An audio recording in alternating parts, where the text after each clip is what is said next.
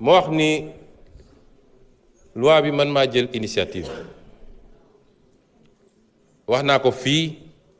du loo xam ne dañ koo jël ci coxor walla parce que dañu bëgg a métital nit am na loo xam ne boo koy def yàlla dénk la responsabilité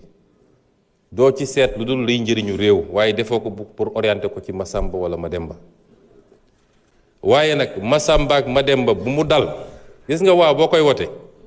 député yi fii mun nañ daje voté loi code électoral waaye député yi génn fii léegi moom ci boppam loi bi dal ci kawam parce que violé na benn feu rouge wala circule na fu mu waroon circuler la loi par essence est impersonnelle une fois qu'elle est votée nag li ma wax ma insister ci une fois qu'elle est votée ki ko voté ci boppam s'il est sous le coup de la loi sera appliquée de manière totale,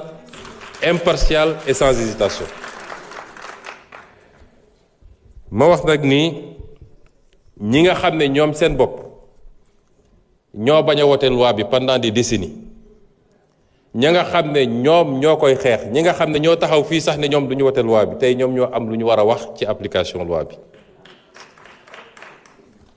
député ministre président doomu jàmbur xaritu jàmbur képp koo xam ne tey tu es sous le coup de cette loi la loi sera appliquée te intervention du jóge fenn man kilifa yu bëri woon nañ ma ci loi bi ay kilifa diina yu mag ku ne ay amagul ku ma ne diw loi bi dal na ko jege na ma damaa bëgg ngeen bàyyi ko wala yu demee noonu amagul ñépp rafetlu loi ba démb ba fi ma jaar ci suñu mbokk jàngu yi amul kenn koo xam ne rafetluwul loi bi nga xam ne jël nañ ko ci Sénégal li loi bi di wund nag mooy wala li développement yi am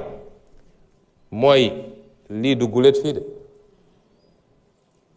waaye dañ leen daan protéger parce que du ñu ne ci ñaari at yi la fi yëpp am kuñ fi jàpp nee na la depuis 2000 nangam 2014 2010 2010 maa nga ca woon yàgg nañ fee jàpp nit ñu def pression ci procureur ne bàyyi leen ko daggal ko bie mu génn réew mi loolu am na yàgg na am ci réew mi ñun lii ñuy def nii ñi ñu jiitu bu ñu ko defoon mbir mi du egg ampleur bi du egg ampleur bi te nag fu ñu ko foogee nag ndekete weesu woon na ko kan fii moo bëgg doomam mujje foofu ñi mu dal sax ñoom seen bopp ñoo ngi naan lii nattu la mënuma ci dara waaye maa ngi bëgg a tuub mooy loolu mooy wane ni kenn bëggu ko waaye di phénomène demoon na ba nga xam ne ci école yi la ñuy taxaw di recruter xale yi di leen jox ay portable wala xaalis pour mu leen détourner loolu waral ni bu ñu réagir woon dañuy xëy yeewu ñun ñëpp kenn ku ne ñu ne la sa biir kër sa nangam sa nangam sa nangam ma nga ca te rawaguñ ci sax et c'est pourquoi cette loi si elle doit être renforcée même elle le sera et nous insistons man nag duma justice du man may appliquer waaye la justice doit veiller à l'application totale, intégrale, impartiale et parfaite de cette loi parce qu'il y va des intérêts supérieurs de cette nation. Et j'ai entendu beaucoup de gesticulations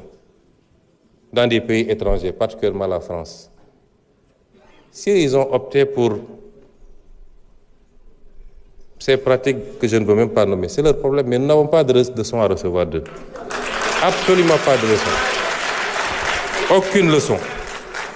S'il y a intolérance, on doit le chercher dans ces pays.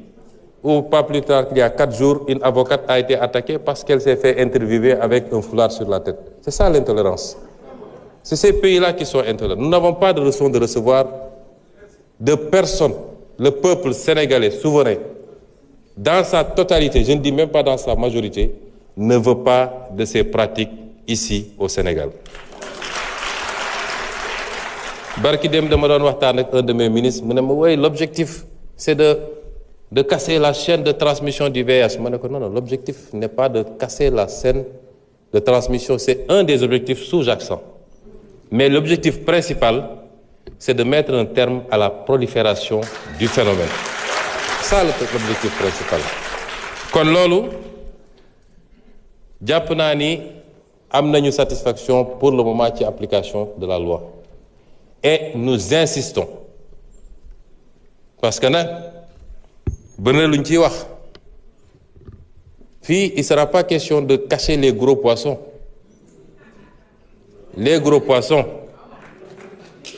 parce que ñooñu ñoo wasaare affaire bi en réalité les gros poissons ñi nga xam ne yor nañ seeni milliards yor xaalis mën a détourner facilement ay jeunes nous insistons pour que les choses aillent à leur terme pour que le pays soit débarrassé de ces pratiques dont nous ne voulons pas. Et le message que je voudrais lancer pour conclure sur ce chapitre gis nga dañu am c'est une sorte de tyrannie. Société àdduna bi nous sommes peut-être 8 milliards d'êtres humains 80% ou plus bëgguñu lii soo demee pays asiatiques yi bëgguñu ko benn pays asiatique du la critiquer parce que tu as fait ça aucun pays asiatique ne nous critiquera ni la Chine ni le Japon ni la Corée ni je ne sais quel autre pays ne critiquera le Sénégal ou aucun autre pays parce qu'il a légiféré sur cette question. Aucun pays arabe ne nous critiquera. Aucun pays africain ne nous critiquera. Mais il y a un petit noyau qui s'appelle l'Occident.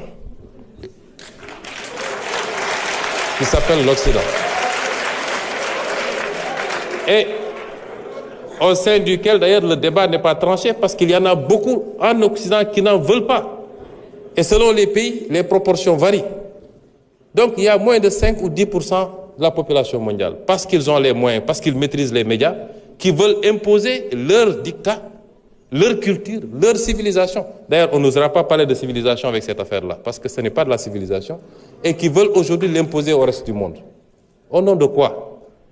Et nous avons une partie de nos élites, de nos intellectuels, qui sont complexés,